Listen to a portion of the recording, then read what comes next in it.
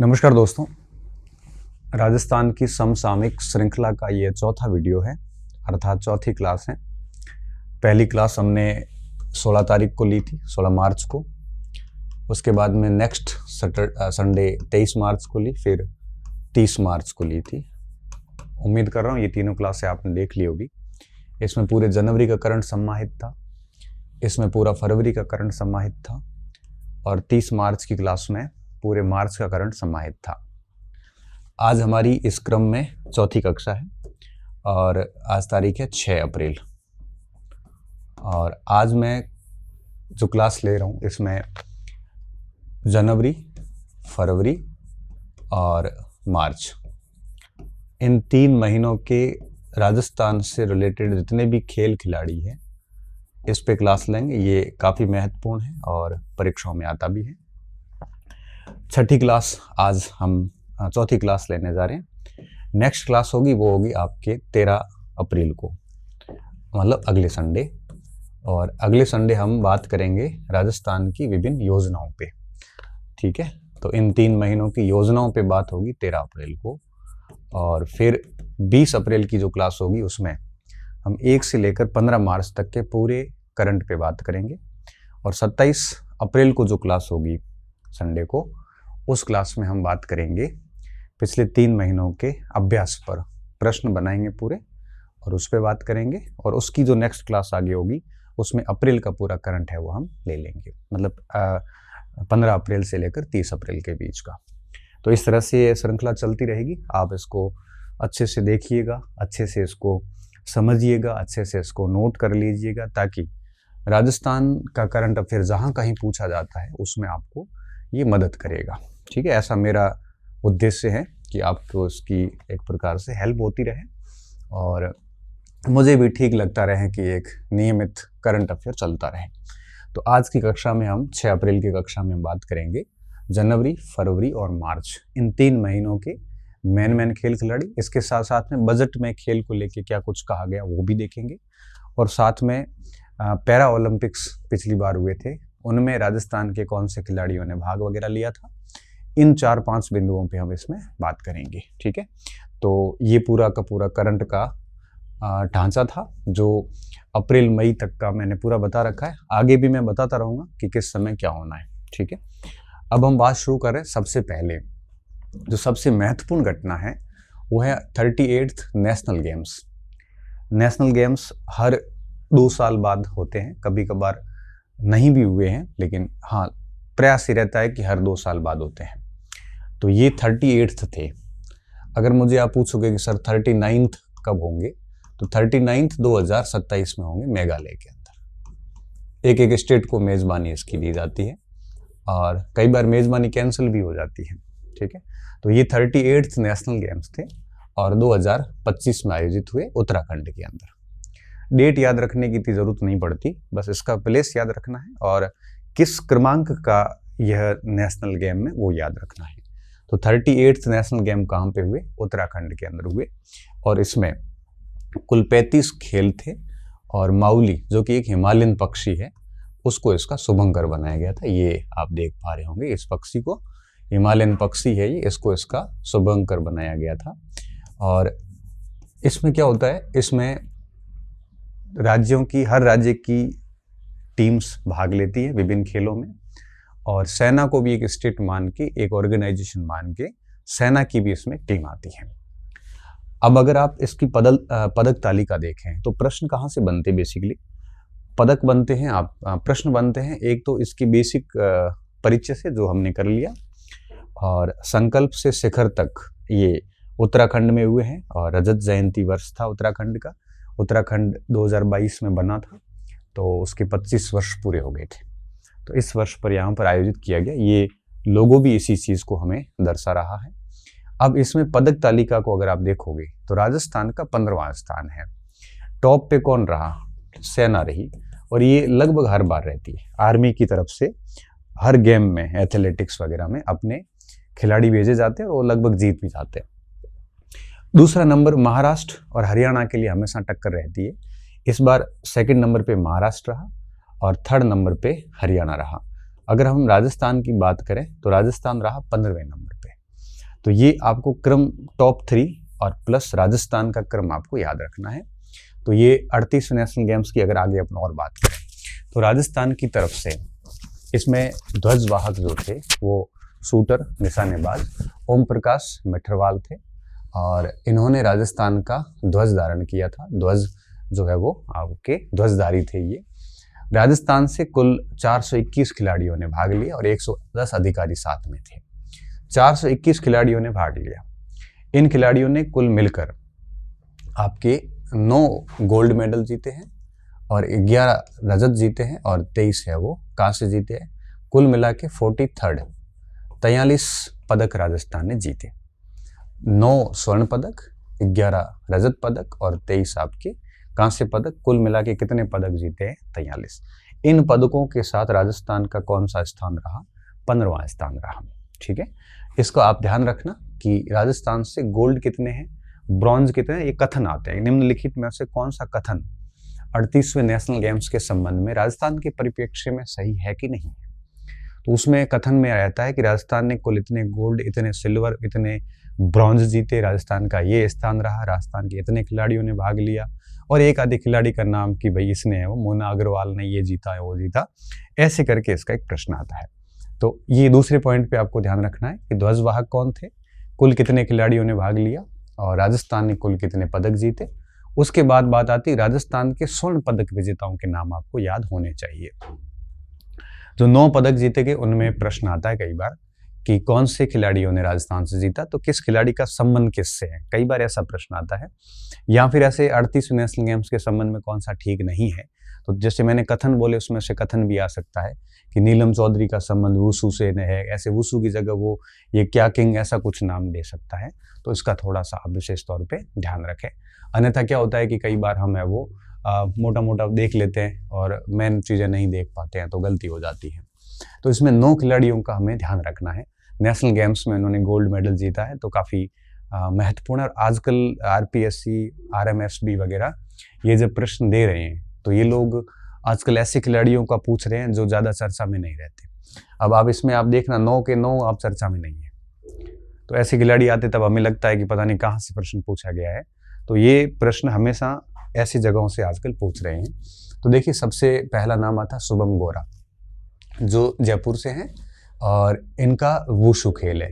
तो शुभम गोरा, महक शर्मा, निकिता बंसल और नीलम चौधरी, इन चारों का संबंध जो है वो किस खेल से है? वुशु से। देखो इनकी जिले भली याद मत हो लेकिन इनके खेल याद रखना। ठीक है, ये चारों वुशु से, शुभम गोरा, महक शर्मा, निकिता बंसल और नीलम चौधरी। ठीक है, और ये 75 किलोग्राम में है, ये 75 में है, ये आपके 65 में है। ठीक है, और इस प्रकार इन चारों को आपको याद रखना है। उसके बाद में 5वां नंबर आता है प्रद्युमन सिंह राठौड़ का जो उदयपुर से है। कैनाइंग और कायाकिंग, ये पता नहीं कौन सा खेल है, इसमें से इन्होंने गोल्ड मेडल जीता है।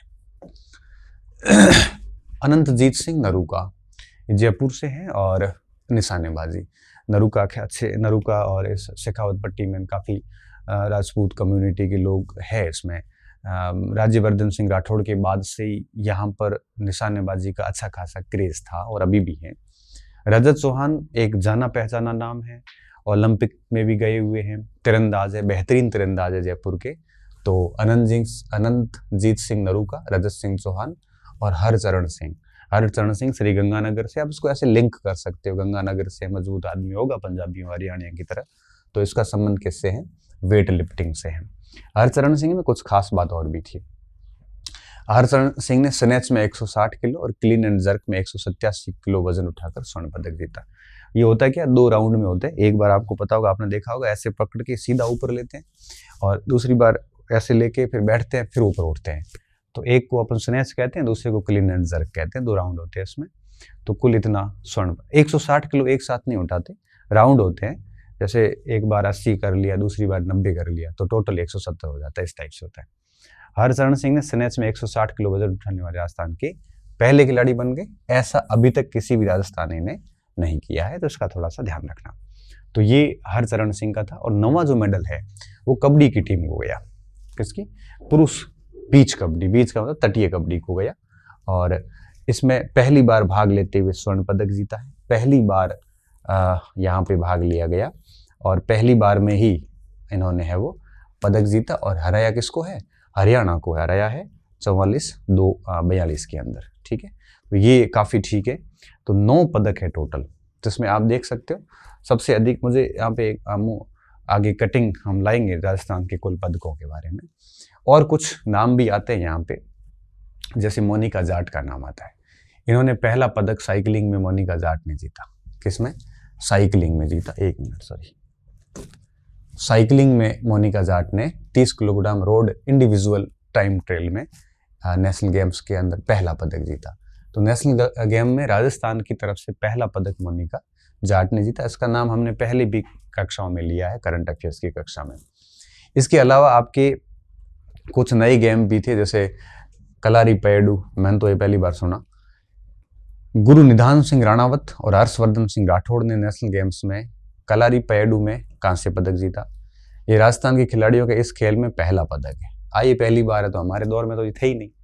जब हमारा दौर था कंपटीशन का 2018 से पहले, 18 के बाद मैंने तो कोई कंपटीशन की परीक्षा दी नहीं। मतलब बच्चे पेपर दे के आते हैं, पेपर तो हम जरूर देखते हैं, हर पेपर को देखते हैं, मगर परीक्षा देने का फिर मन हुआ नहीं। और चीज़ें आपको पता है कि एक सेचुरेशन पॉइंट आ जाता है एक व्यक्ति का, उसके बाद उसको ये सब एग्जाम्स वगैरह देने की इच्छाएं होती नहीं है। तो ये पहली बार ही शामिल हुआ, इससे पहले था ही नहीं, तो फिर हम कहाँ से सुनेंगे इसको। ये राजस्थान के खिलाड़ियों का इस खेल में पहला पदक है, लेकिन राजस्थान कुल पदकों में शामिल नहीं है। पदकों में शामिल हो जाना चाहिए था, किसी तकनीकी कारण नहीं है यहाँ पे। तो साइकिलिंग में मोनिका जाट ने जीता, ये थोड़ा सा ध्यान रखना, ये पहली बार ऐसा कोई पदक जीता है इन्होंने। अब देखो ये पदक तालिका, ये अपनी टीम ने मुंबल वाली किताब से तालिका पढ़ी थी, वो उठाई है यहाँ पे। इसमें देखिए 9 स्वर्ण, 11 रजत और 23 कांस्य, कुल 43 पदक जीते हैं।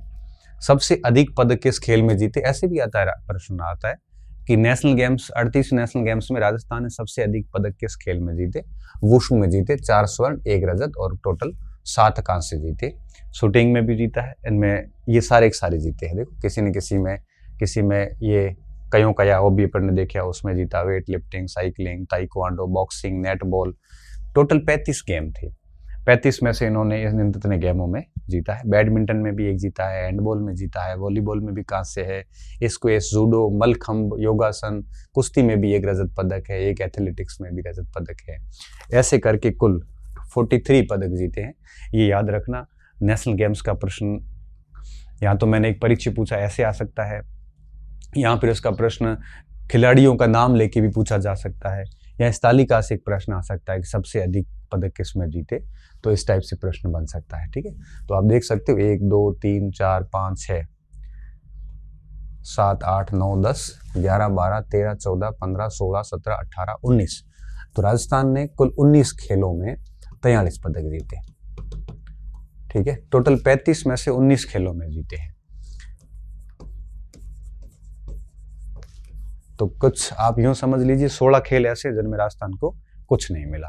अब ये भी प्रश्न देखो कैसे यूं प्रश्न बनते हैं, 16 खेल में 0, बाकी आपके 19 खेलों में कुछ न कुछ इनको प्राप्त हुआ। ये बात हमने आगे भी लिखी थी कि टोटल कितने खेल थे, यहाँ पे 35 खेल थे। ठीक है, तो ये हमने 4-5 स्लाइड में लिया है। तो काफी महत्वपूर्ण जो जनवरी, फरवरी और मार्च, इन तीनों का अपन स्पोर्ट्स पढ़ रहे हैं, तो इन तीनों के स्पोर्ट्स में सबसे महत्वपूर्ण कोई इवेंट था तो यही था। अब इसके अलावा कुछ छोटे मोटे इवेंट्स और भी हैं। अब जैसे दूसरा 23वीं राष्ट्रीय पैरा एथलेटिक्स चैंपियनशिप। अब पैरा एथलेटिक्स का मतलब होता है जिसमें दिव्यांग खिलाड़ी भाग लेते हैं। इसमें और कोई नहीं लेता, सिर्फ दिव्यांग खिलाड़ी भाग लेते हैं। ये फरवरी में हुआ, 17-20 फरवरी के बीच में हुआ। इनकी तारीखें आप नहीं भी पढ़ोगे तो भी इतना इशू नहीं है, लेकिन कहाँ पे हुआ ये याद रखना जरूरी है। तमिलनाडु के JN स्टेडियम में हुआ, और यहाँ पर देश भर से 1476 पैरा एथलीटों ने 30 टीमों के तहत 155 स्पर्धाओं, इवेंट्स, खेल नहीं, एक खेल में कई इवेंट्स होते हैं। जैसे एथलेटिक्स है तो उसमें आपकी दौड़ होगी, लंबी कूद होगी, ऊंची कूद होगी, कई इवेंट्स होते हैं। तो टोटल स्पर्धाएं कितनी होगी, 155 होगी।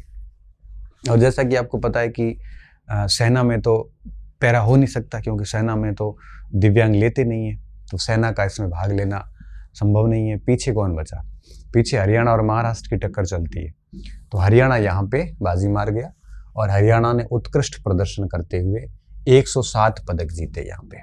ठीक है, हरियाणा ने पहले नंबर पे है और चौथे नंबर पे हमारा राजस्थान है। ठीक है, दूसरे और तीसरे पे तमिलनाडु और यूपी है, इसका ध्यान रखना। राजस्थान ने कुल 62 पदक जीते। कितने?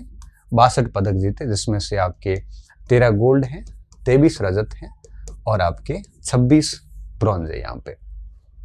तो 6 और 3 9 और 3 12, इस प्रकार से कुल 62 पदकों के साथ 4th रैंक है राजस्थान की। चेन्नई के अंदर आयोजित हुए 23वें पैरा एथलेटिक्स जो थे उसमें ये हुआ। ये सारे एथलेटिक्स थे यहाँ पे। ठीक है, आगे बढ़ते हैं। पैरा एशिया आर्चरी, आर्चरी का मतलब होता है तीरंदाजी। अब पैरा एशिया है, मतलब ये भी एशिया के जितने भी देश हैं उनके जितने भी दिव्यांग तीरंदाज हैं वो यहाँ पे भाग लेते हैं। और ये फरवरी 2025 में बैंकॉक में हुआ, थाईलैंड के अंदर। और आपको ठीक से जानकारी होनी चाहिए कि एशिया का गेम्स है तो एशिया में आयोजित हुआ, और एशिया के किस देश में हुआ?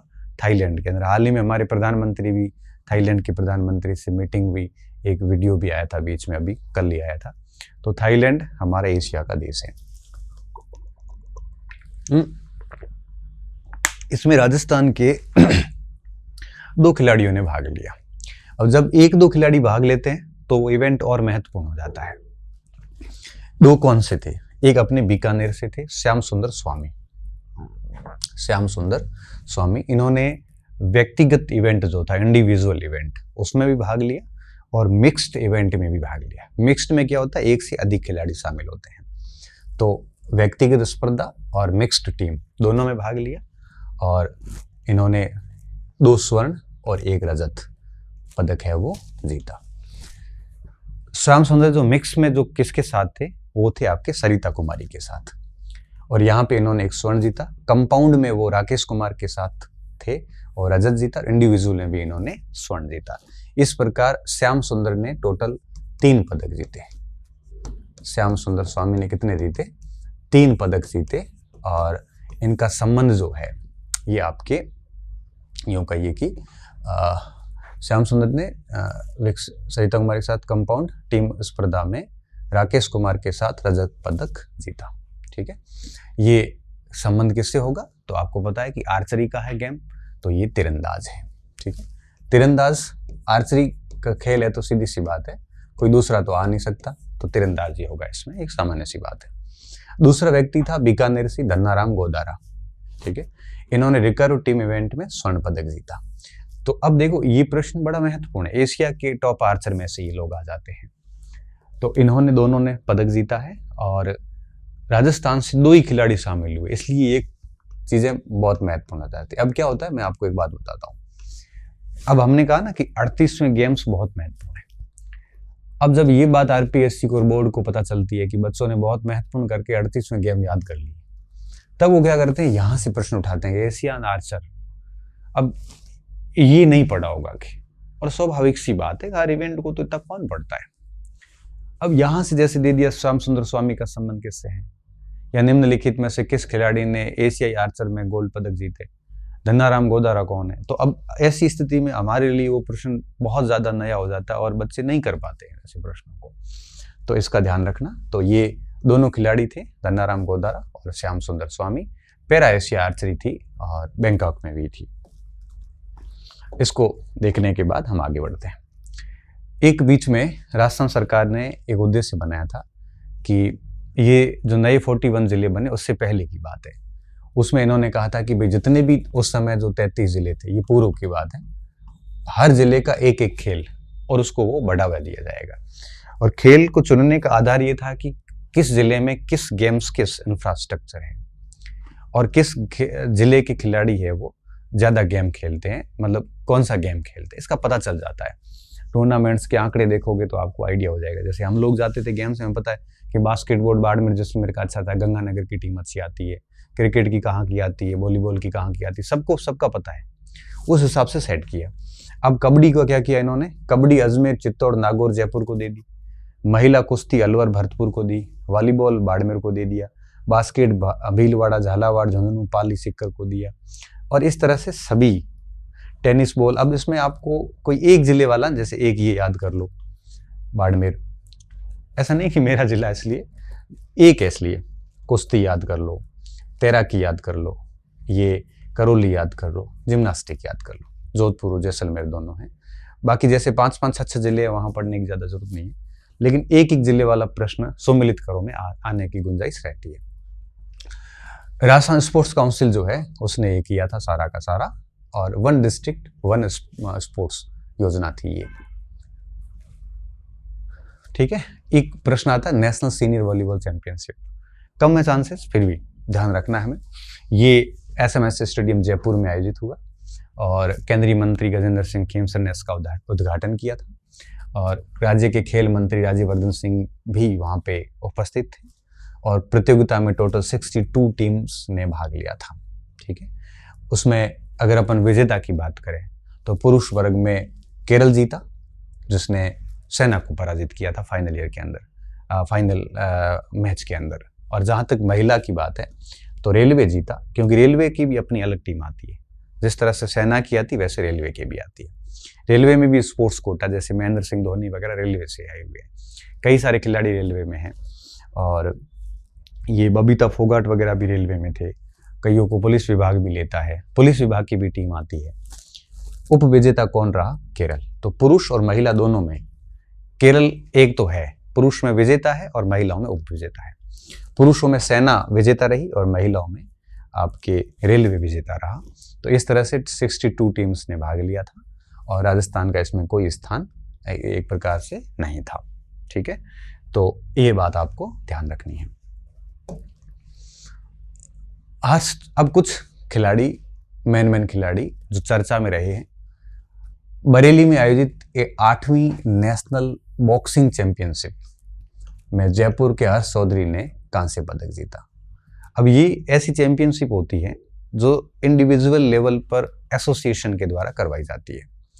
तो बॉक्सिंग के अंदर हर्ष चौधरी ने, जयपुर का है, इन्होंने 85 से 90 किलोग्राम वर्ग में इन्होंने क्या किया? कांस्य पदक जीता है। अब देखो ये प्रश्न कैसे आता है, सम्मिलित करो में आता है कि किस खिलाड़ी का संबंध किससे है, या ऐसे भी आ सकता है कि पूरी ये खबर दे के पूछ सकते हैं, खिलाड़ी के ऑप्शन आ सकते हैं बीच में। ठीक है। दीपक जांगिड़ जो जयपुर से हैं, इसका जिक्र हमने पहले भी अपने 3 जो वीडियो चढ़े हैं समसामयिक के, उसमें हमने बात की थी कि यहाँ पर जो 50 किलोमीटर की आपके साइकिलिंग है, यहाँ पे अल्ट्रा दौड़, सॉरी, जिसमें बहुत कठिन अल्ट्रा दौड़ है, दी हेल रेस द बॉर्डर, तो जैसलमेर से लेकर लोंगेवाला के बीच में होती है। और इसमें दीपक जांगिड़ ने 50 किलोमीटर की दूरी 6.5 घंटे में ही इन्होंने तय कर ली। ये बहुत बड़ी उपलब्धि है, क्योंकि जैसलमेर से लोंगेवाला के बीच में सैंड ड्यून्स में दौड़ना बिल्कुल भी आसान नहीं है। तो इनका थोड़ा सा ध्यान रखना। इनका जिक्र हमने पहले भी करंट अफेयर्स के किसी वीडियो में किया है, 3 वीडियो बनाए हैं तो उसमें किया हुआ होगा। दिवांश सिंह, ये भी जयपुर के हैं, और देखो इनके जिलों में उलझने मत आप, बहुत नगण्य चांस होते हैं जिले का प्रश्न आने की, और सारे खिलाड़ियों के जिले याद भी नहीं होते। इनके जन्म अलग होते हैं, फिर एकेडमी जयपुर ज्वाइन कर लेते हैं, फिर ठीक ठाक पैसा कमा लेते हैं, जयपुर में शिफ्ट हो जाते हैं, फिर आपके 2-2 जिले हो जाते हैं इनके। किसी का जन्म ननियाल में हुआ है, पालन पोषण शिक्षा कहीं और भी है, रह कहीं और रहे हैं। तो इसलिए जिलों के नाम मुझे लगता है कि हमें इस पे अपनी एनर्जी खराब नहीं करनी चाहिए। हमें खिलाड़ी का नाम, खेल का नाम और उसके पीछे उपलब्धि, आप तो क्या करना है, एक टेबल बना देना। जैसे पैरा ओलंपिक्स एशियन आर्चर है, या 38वीं नेशनल गेम्स है, या पैरा ओलंपिक के गेम्स है, ऐसे गेम्स की तो अलग से डिटेल डाल दो, बाकी एक टेबल बना दो कि राजस्थान के प्रमुख खिलाड़ी और उनका खेल और उनकी उपलब्धि। फिर क्या करो, फिर जैसे आपने खिलाड़ी का नाम लिख लिया, उनका खेल का नाम लिख लो। जैसे दिवांश सिंह है, दिवांश सिंह नाम लिख लिया, खेल का नाम लिख लो तीरंदाजी, और लिख लो कि 41वीं ये इस इवेंट NTPC इवेंट में इन्होंने स्वर्ण जीता, ये उसकी उपलब्धि लिख लो। ऐसे करके पूरी एक तालिका बना दो। तो उस तालिका में क्या होगा कि अगर कोई नया खिलाड़ी आएगा सामने तो आप उसको बाद में भी जोड़ सकते हैं, या पुराने किसी खिलाड़ी ने कोई नई उपलब्धि हासिल की है तो अपने उस टेबल में आप और ऐड कर सकते हो किसने अभी ये भी किया। कई बार ऐसा प्रश्न भी आता है, एक ही खिलाड़ी की सारी उपलब्धियां आ जाती है, तो हम उसमें ऐड भी कर सकते हैं। तो इस टाइप से कर सकते हो आप। अब जैसे इसी में दूसरा नाम लिख लिया टेबल में, राजीव दत्ता। राजीव दत्ता खिलाड़ी नहीं है, सॉरी, तो लिखना नहीं है। ये राज्य कुश्ती संघ के अध्यक्ष मनोनीत किए गए हैं। तो इनको तो खैर ठीक है, दिमाग में रख लेना, बाकी खिलाड़ियों के नाम याद रखना। अब आइस स्टॉक चैंपियनशिप। अब ये आइस स्टॉक मतलब ये हुआ कि बर्फ पे खेला जाता, तो बर्फ कहाँ, जम्मू कश्मीर में भी। और राजस्थान ने इस प्रतियोगिता में 4 मेडल जीते। ये भी बड़ी बात, क्योंकि राजस्थान वालों के लिए आइस में खेलना कोई सामान्य नहीं है। इसमें जयपुर की ट्रांसजेंडर खिलाड़ी नंदिनी सिंधी ने 1 रजत और 1 कांस्य पदक जीता। ठीक है, ट्रांसजेंडर ने भी भाग लिया है। तो आपने जैसे तीसरे नंबर पे जैसे 1 नंबर लिख लिया दिवांश सिंह, दूसरे नंबर पे लिख लिया नंदिनी सिंधी, और उसमें लिख लिया गया कि ये आइस स्टॉक से संबंधित है और इन्होंने ये 11वीं आइस स्टॉक में 1 रजत और 1 कांस्य जीता, उपलब्धि आ गई। तो इस पूरी जो मेरे 85 पेज की शायद ये पीपीटी है, इसमें 20-30 पेज का आप आराम से एक ही टेबल में कर सकते हो। ठीक है, आगे देखते हैं। अब जैसे चौथे नाम पे रितिका सिंह ले लिया। रितिका सिंह का संबंध टोंक से है वैसे, और इन्होंने भी राष्ट्रीय आइस स्टॉक चैंपियनशिप में 4 मेडल जीते हैं। ऐसे कैसे हुआ, कुल 4 मेडल है ना, तो ये थोड़ा सा ये आंकड़ा अतिरंजित हो सकता है। 1 स्वर्ण 1 रजत 2 कांसे, एक अकेली ने जीत लिया रितिका सिंह ने। अच्छा, इसको इन्होंने नंदिनी सिंधी का और रितिका सिंह का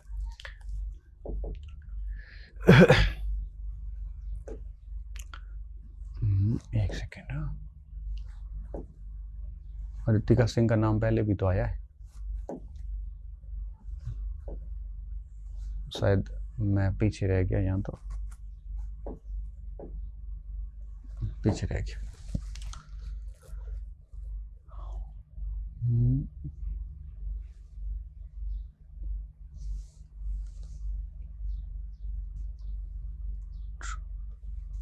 चलो कोई नहीं। ये रितिका सिंह ट्रांसजेंडर खिलाड़ी है और एकल डिस्टेंस इवेंट में स्वर्ण पदक जीता इन्होंने, और इन्होंने टीम इवेंट में राजस्थान टीम से रजत पदक भी हासिल किया। ये थोड़ा आप देख लेना एक बार, इसमें कुल पदक है कितने। ठीक है, हाँ, 1 मिनट वापस इसको देखते हैं। तो इसमें कुल आपके राजस्थान ने इस प्रतियोगिता में ये पदक आप एक बार चेक कर लेना। ट्रांसजेंडर खिलाड़ी नंदिनी सिंधी ने 1 रजत तो 1 कांस्य जीता, और एक रितिका सिंह ने वो पदक जीता है। आइस स्टॉक से इस इन खिलाड़ियों का संबंध है। ठीक है, उसके बाद में दूसरी राष्ट्रीय सब जूनियर और सीनियर लैक्रोस प्रतियोगिता, इसका आयोजन उदयपुर में हुआ, और सीनियर वर्ग महिला पुरुष वर्ग का खिताब जीता। और राजस्थान ने सब जूनियर में बालिका और बालक वर्ग ने ये उपविजेता रहे। महिला वर्ग में राजस्थान की टीम ने हरियाणा को फाइनल में पराजित किया। राजस्थान की सुनीता मीणा, इसका नाम याद रख लो। ठीक है, और जूला कुमारी गुर्जर ने संयुक्त रूप से सर्वश्रेष्ठ स्कोर बनाया, और इस तरह से सब जूनियर में हरियाणा जीता। ठीक है, तो ये लैक्रोस का भी कोई गेम है, तो इस गेम में आपका ये ध्यान रखना, इसका आयोजन उदयपुर में हुआ है, और राजस्थान की टीम सीनियर में विजेता रही है और सब जूनियर में उप विजेता रही है, क्योंकि यहाँ विजेता कौन रहा, हरियाणा। ठीक है, हरियाणा रहा।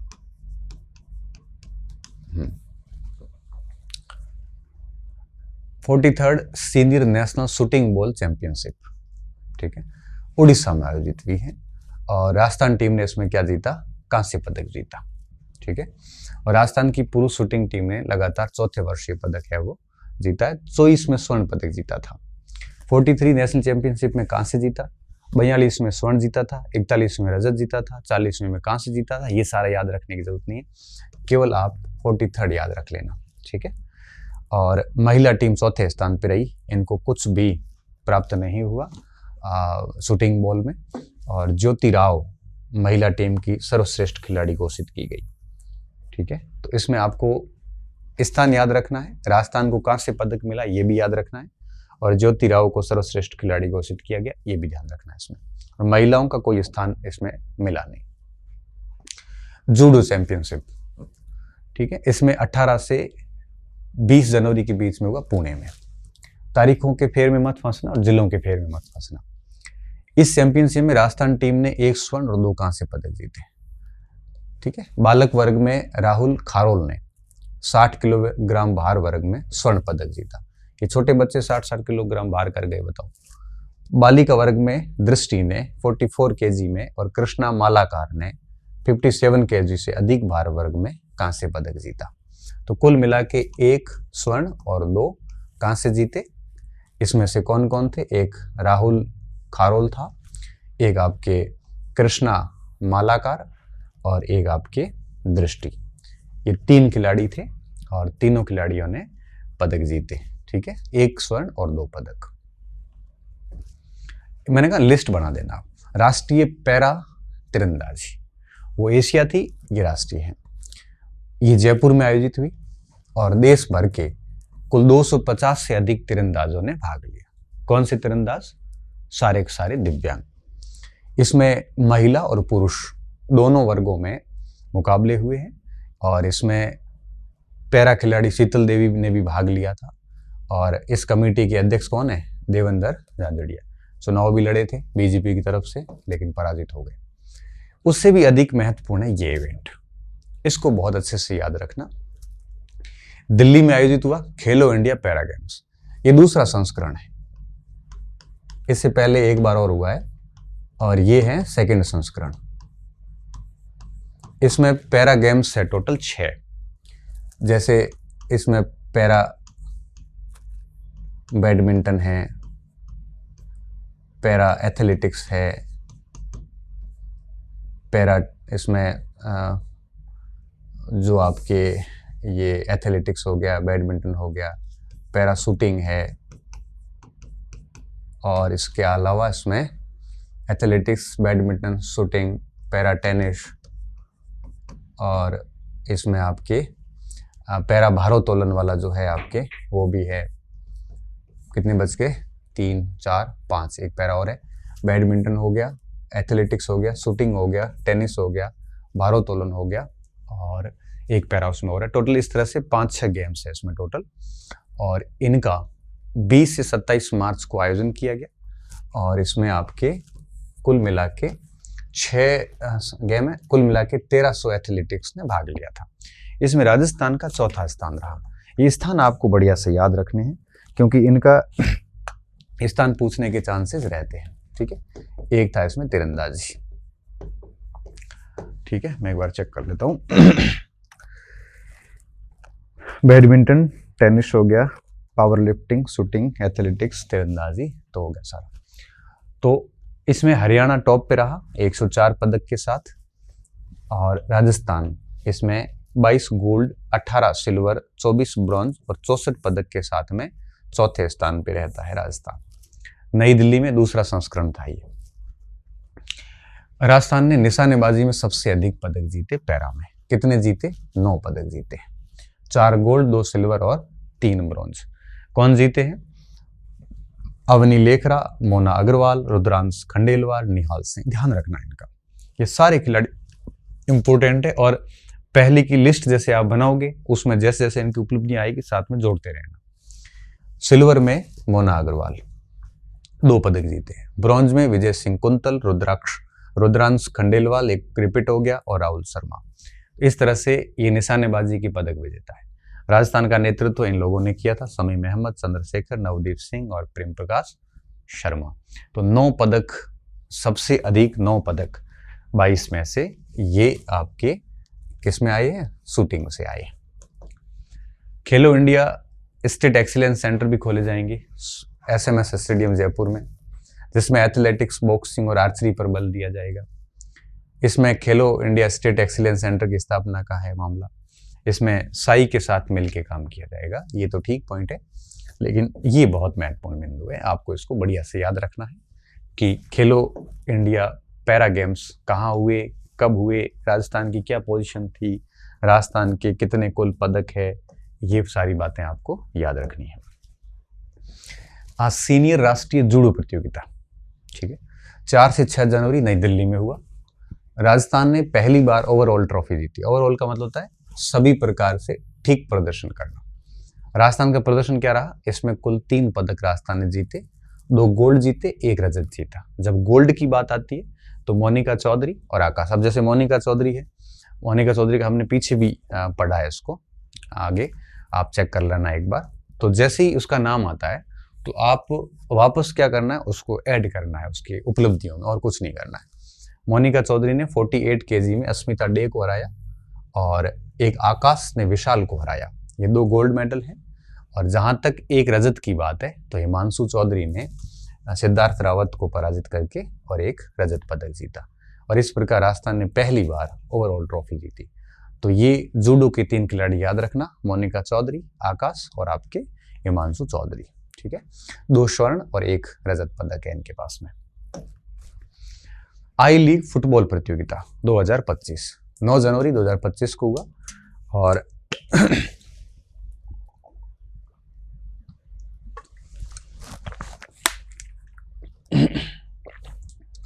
फीफा से वेरीफाइड संपूर्ण भारत का दूसरा ग्राउंड विद्याधर नगर स्टेडियम जयपुर बना।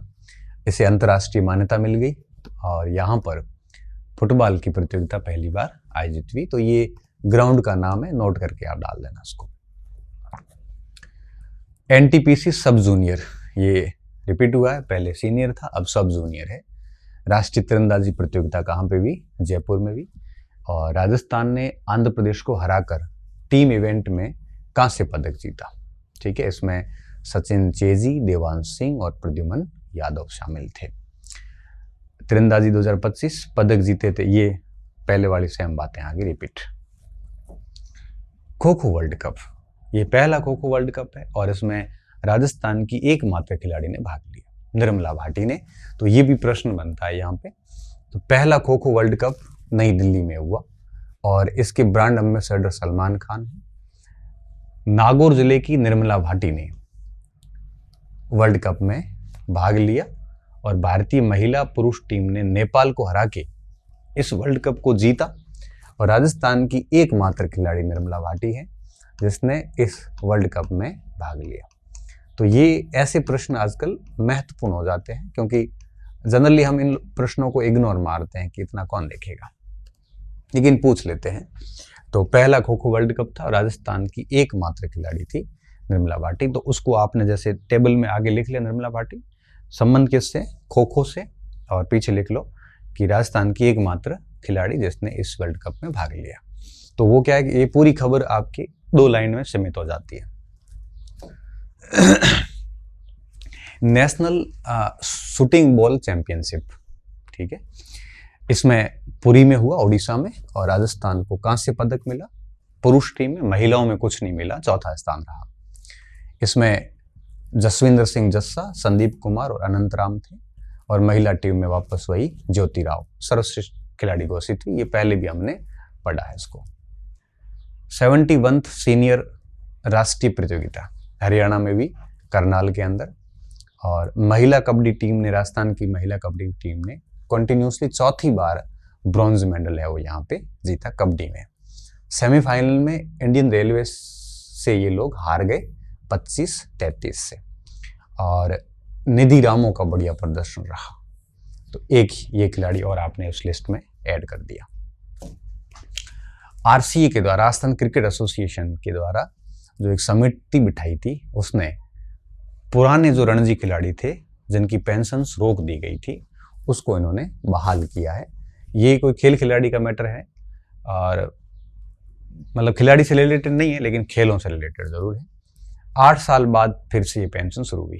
पहले इस पेंशन को 2017 के आसपास रोक दिया गया था। और 39 खिलाड़ियों को 2.30 लाख की पहली किस्त भी इन्होंने ट्रांसफर कर दी। बीसीसीआई से पेंशन पाने वाले खिलाड़ियों को लाभ नहीं मिलेगा, दोहरी पेंशन नहीं मिलेगी।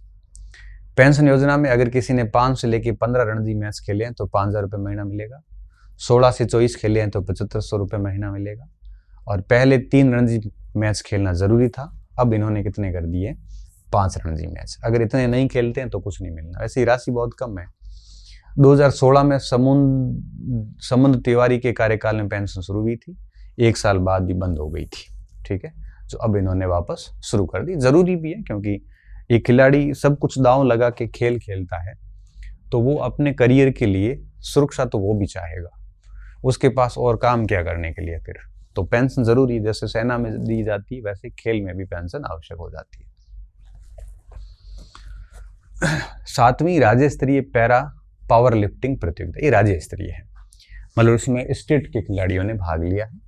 ये है जयपुर में आयोजित हुई, ठीक है। पुरुष कैटेगरी के 49 किलो वर्ग में अजमेर के पवन कहार ने गोल्ड जीता। 88 किलो में अलवर के भव्य सैनी ने गोल्ड जीता, ठीक है। ये भी पैरा गेम्स हैं।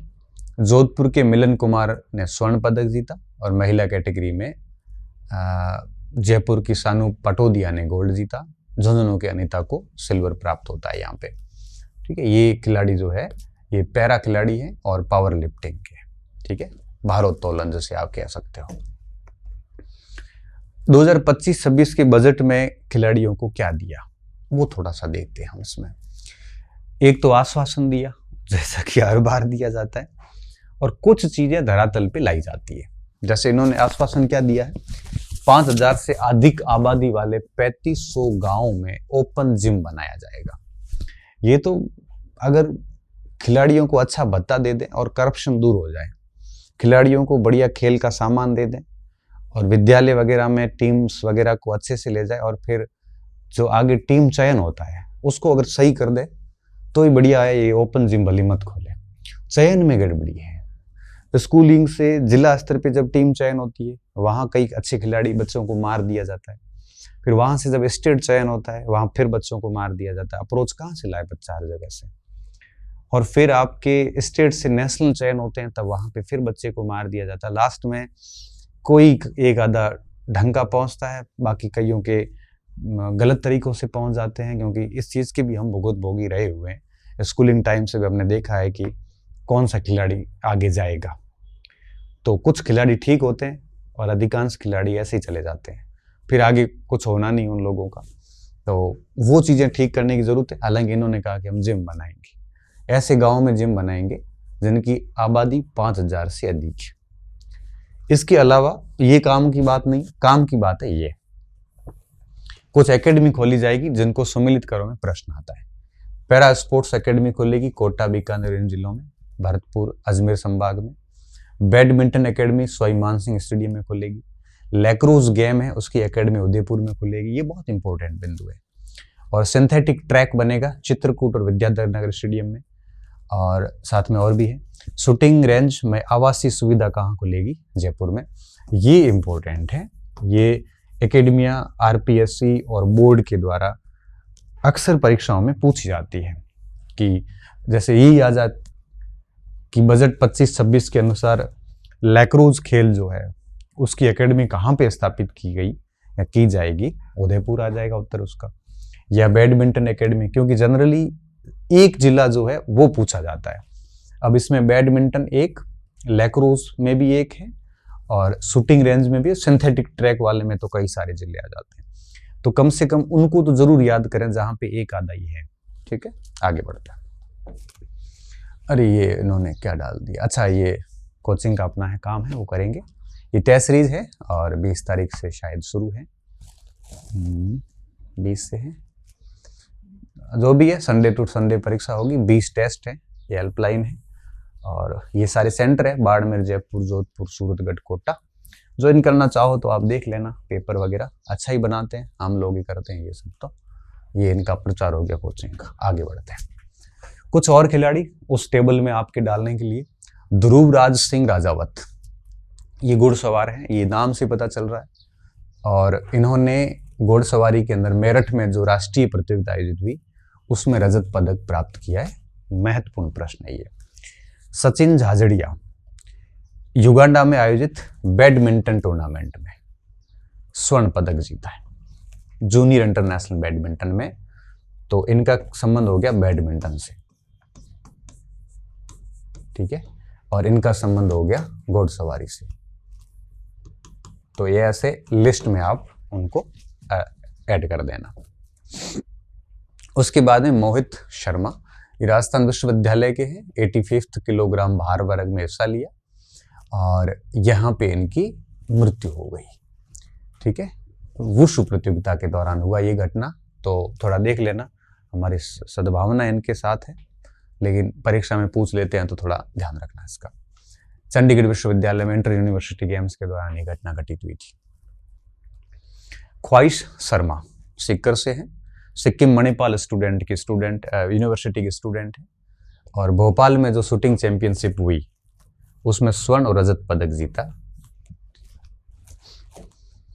महिपाल लोमरोर क्रिकेटर है, आपको पता है, नागौर से संबंध रखते हैं।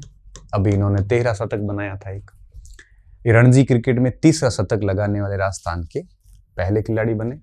अभी शायद इनको आरसीबी ने लिया था बीच में आईपीएल के अंदर, एक बार आप देख लेना, मेरे हिसाब से, मैं ये श्योर नहीं हूँ, मुझे जहां तक याद आ रहा है।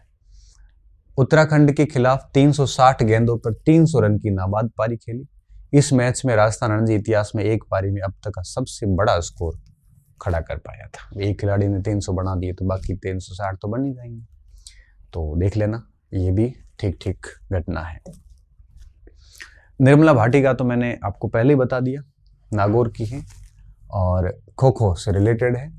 खो खो में भाग लेने वाली पहली एकमात्र महिला थी राजस्थान की, पहली नहीं एकमात्र। सौम्या चौधरी, ये टेनिस से रिलेटेड है और इन्होंने ऑल इंडिया टेनिस में रैंकिंग में दूसरा स्थान प्राप्त किया। सब जूनियर कैटेगरी में 12 वर्ष की बच्ची है। तो जयपुर की सौम्या चौधरी को ऑल इंडिया टेनिस एसोसिएशन की नई रैंकिंग में 2nd स्थान मिला। ठीक है, 12 वर्ष की बच्ची है। सुनीता धोबी, ये पैरा खिलाड़ी है, पावर लिफ्टिंग में, भारोत्तोलन में है, और 22वीं senior para power lifting championship जो हुई नोएडा के अंदर, तो उसके 79 केजी में ब्रॉन्ज मेडल इन्होंने जीता था। और फिर खेलो इंडिया पैरा चैंपियनशिप में भी इनका चयन हुआ वहां से। हर्षिता जाखड़, ये साइकिलिंग से रिलेटेड है। इसका प्रश्न अभी आरपीएससी ने, बोर्ड ने, किसी ने पूछा भी था, और जूनियर खिलाड़ी है। यहाँ पर इन्होंने 2 कांस्य पदक जीते और 2 इसमें इन्होंने रजत पदक जीते। ठीक है, हर्षिता जाखड़ ने व्यक्तिगत परस्यूट में भी रजत पदक जीता। कुल मिला के 2 रजत 2 कांस्य 4 पदक जीते हर्षिता जाखड़ ने। अब इनके जिले वगैरह याद करना मुझे लगता है कोई बहुत अधिक फ्रूटफुल है नहीं, आप तो बस इनका गेम्स याद रख लेना और उनकी उपलब्धि याद रखना, ऐसी एक तालिका बना देना। मैं फिर बार बार कह रहा हूँ, कुछ मैंने हेल्प कर ली है आपकी। ठीक है, जैसे हर्ष एक लिस्ट बना के दे दी है, उसमें कुछ खिलाड़ियों के नाम हैं। हर्ष चौधरी, इन्होंने 8वीं नेशनल बॉक्सिंग चैंपियनशिप में कांस्य पदक जीता। तो ये आपके बॉक्सिंग में कांस्य, इनका संबंध किससे हो गया? बॉक्सिंग से। पार्थवी ग्रेवाल, ये भी बॉक्सिंग से हैं और इन्होंने कोलोराडो अमेरिका में आयोजित अंडर 19 में गोल्ड मेडल जीता है। निशा गुलेरिया, इन्होंने बॉक्सिंग में स्वर्ण पदक जीता। ये सारे बॉक्सिंग के आ रहे हैं कजाकिस्तान में। मोनिका चौधरी भी बॉक्सिंग से हैं। अनुज भारद्वाज भी बॉक्सिंग से हैं, लेकिन प्रद्युमन यादव जो है ये किससे हैं? तीरंदाजी से हैं। ठीक है, इनकी लिस्ट बढ़िया बना देना। बच्चे कहते हैं सर हम इसको प्रिंट करवाएंगे। क्यों प्रिंट करवाते हो? 15 मिनट का, 20 मिनट का, आधे घंटे का काम है। एक बार क्लास सुन ली 1-1.5 की स्पीड से, और उसके बाद में इनको हाईलाइट करके और 1-1.5 घंटे के पूरा उतार दोगे। फालतू इतनी सारी पीडीएफ बनेगी, फिर क्या काम की? लास्ट में पीडीएफ लास्ट में पढ़ भी नहीं पाओगे। बाकी आपका जो तरीका है, मैं उसको चैलेंज नहीं कर रहा हूँ, पर मुझे लगता है कि पीडीएफ का उपयोग केवल इसको शॉर्ट करके और 4-5-6 पेज में बनाने का होता है, न कि ये। फिर कुछ बच्चे कहते सर पीडीएफ ही बना के ही आप दे दो। फिर मैं सोचता हूँ परीक्षा ही मैं ही दे देता हूँ, क्या दिक्कत है? फिर कुछ तो आप भी करो। ये सारा हम माथा बोड़ी करते हैं, तो आपका कुछ तो करिए। सब कुछ हमें ही करना पड़ेगा तो फिर आपकी तो सृजन क्षमता ही खत्म हो जाएगी। और ये गलत है, ये हम टीचर्स ही गलत कर रहे हैं, आपकी क्रिएटिविटी को ही मार रहे हैं। हर काम करके दे रहे हैं तो फिर आप क्यों प्रयास करेंगे, है ना? तो थोड़ा कुछ करिए। डॉक्टर सतीश चौधरी, ये योगासन से रिलेटेड है। किससे? योगासन से रिलेटेड है। रेफरी नियुक्त किए गए थे तिरुवनंतपुरम में जो गेम्स आयोजित हुए थे उसमें, उदयपुर से रिलेटेड है। साईराज बहुतुले, इनको आईपीएल में राजस्थान रॉयल्स ने स्पिन कोच के रूप में नियुक्त किया है और ये पहले भी राजस्थान रॉयल्स से जुड़े हुए हैं। इन्होंने भारत के लिए भी 2 टेस्ट और 8 वनडे खेले हैं। काफ़ी अच्छे घरेलू क्रिकेट में रिकॉर्ड भी काफ़ी अच्छे हैं इनके। कार्तिक शर्मा ये क्रिकेटर हैं, वीनू माकड़ अंडर 19 में खेले थे और राजस्थान में अरुणाचल के विरुद्ध 499 रन राजस्थान ने बनाए। कार्तिक शर्मा ने 225 रन बनाए थे। क्रिकेटर्स के नाम परीक्षा में पूछना थोड़ा मुश्किल ही है, बाकियों के नाम की संभावना अधिक रहती है। भानु पूनिया ये भी क्रिकेटर्स हैं, T20 में इन्होंने 134 रन बनाए। ये क्रिकेटर्स का है, देख लेना। फिर मैंने कहा कुछ पुरानी घटनाएं भी मैंने इसमें शामिल करी है। 17वें पेरिस के अंदर जो पैरा ओलंपिक हुए, जिनका आयोजन पहले हो गया था 28 अगस्त से, मैंने ये शामिल इसलिए करवाए कि पैरा ओलंपिक गेम्स और ये बाकी के जो मेन इंटरनेशनल गेम्स होते हैं, तो मैंने कहा 1-2 PDF और डाल देते हैं उसमें। ये सितंबर 24 में हुए थे, अगस्त सितंबर में। फ्रीजियन कैप इसका शुभंकर था, पेरिस में हुए थे। ओपनिंग सेरेमनी में सुमित अंतिल भाला फेंक और भाग्यश्री जादव शॉट पुट ने इसमें भाग लिया। भारत की तरफ से 84 खिलाड़ी थे 12 खेलों के अंदर। राजस्थान का क्या योगदान है, हमें उतना ध्यान रखना है। राजस्थान से 9 खिलाड़ियों ने भाग लिया, ये बहुत इंपॉर्टेंट है। कृष्णा नागर जयपुर से बैडमिंटन, संदीप सिंह लंबी कूद, सुंदर गुर्जर ने पदक भी जीता। अनिता चौधरी रोइंग, श्याम सुंदर आपको पता है, अभी थोड़ी देर पहले पढ़ा। अवनी लेखरा जीती, मोना अग्रवाल जीती। निहाल सिंह शूटिंग से थे, रुद्राक्ष खंडेलवाल भी शूटिंग से थे। तो इनका थोड़ा ध्यान रखना, ये 9 खिलाड़ी थे। और ये सुंदर गुर्जर है, अवनी लेखरा है, मोना अग्रवाल है, इनका हमने पहले भी जिक्र किया है कि इन्होंने पदक जीते थे वहाँ पे, ठीक है। इनके पीछे खेल भी आ गया, खिलाड़ी का नाम भी आ गया। तो ये जैसे श्याम सुंदर को आपने लिस्ट में डाला था, तो वो वहाँ पे आप ऐड कर सकते हो कि भाई पेरिस पैरा ओलंपिक में इन्होंने भाग लिया था। पैरा ओलंपिक में पदक विजेता, अब मैंने वो भी नाम लिख ली। मोना अग्रवाल को कांस्य मिला था शूटिंग के अंदर, इन्होंने 228.7 मीटर है वो फेंका था और जयपुर से रिलेटेड है। भारत के लिए पहला पदक, पैरा ओलंपिक में भारत के लिए पहला पदक मोना अग्रवाल ने जीता था। अवनी लेखरा हर बार जीतते आ रही, स्वर्ण पदक, ये शूटिंग में तो 228.7 मार्क्स बनते हैं इनके 250 में से, मैंने शायद कुछ बोल दिया मीटर। अवनी लेखरा निशानेबाजी में इनकी 249.7 स्कोर था, ये आजकल स्कोर ही पूछना शुरू कर गए हैं। 2 पैरा ओलंपिक गोल्ड मेडल जीतने वाली अवनी बनी पहली भारतीय महिला। इन्होंने टोक्यो में भी मेडल जीता था। अवनी लेखरा बहुत कॉमन प्रश्न बन गए आजकल। अवनी लेखरा बहुत चर्चित खिलाड़ी है, ठीक है। राजस्थान में ब्रांड एम्बेसडर भी है कुछ मामलों के। बस इतना ही था इसमें, थैंक यू। और ये बैच है, ऑफलाइन बैच है, तो उसकी कुछ ऐड कर दी कोचिंग वालों ने। तो मेरी तरफ से जनवरी फरवरी मार्च के अंदर जो खेल खिलाड़ी महत्वपूर्ण थे वो इतने ही थे। अब अगली जो क्लास होगी वो आज 6 तारीख है, तो 13 तारीख को होगी संडे को। और 13 को हम पिछले 3-3.5 महीने की जितनी भी राजस्थान सरकार की योजनाएं रही है मैन, और उससे पहले भी कोई मैन रही है, उन सारी योजनाओं पे हम 13 तारीख को बात करेंगे अगली क्लास पे ऊपर। और फिर 20 को हम 1 से लेकर 15 अप्रैल तक का करंट अफेयर पढ़ेंगे। और 27 को अब तक जो पढ़ा उस सारे का एक बार रिवीजन करेंगे प्रश्नों के माध्यम से, ठीक है। तो इस अप्रैल में अभी 3 क्लासें और आएगी, 13 को, 20 को, 27 को। 13 को स्किम्स आएगी, 20 को 1 से 15 तक का करंट आएगा, और 27 को अभी तक की जितनी क्लासेज हुई है उन सब के प्रैक्टिस करेंगे हम प्रश्नों के जरिए। पढ़ते रहिए, मेरी पूरी कोशिश है कि सारी चीज़ें मैं करंट अफेयर्स में महत्वपूर्ण चीज़ें आपको बता पाऊँ, ठीक है। बहुत बहुत धन्यवाद विद्यार्थियों, अच्छे रहिए, मस्त रहिए और पढ़ते रहिए।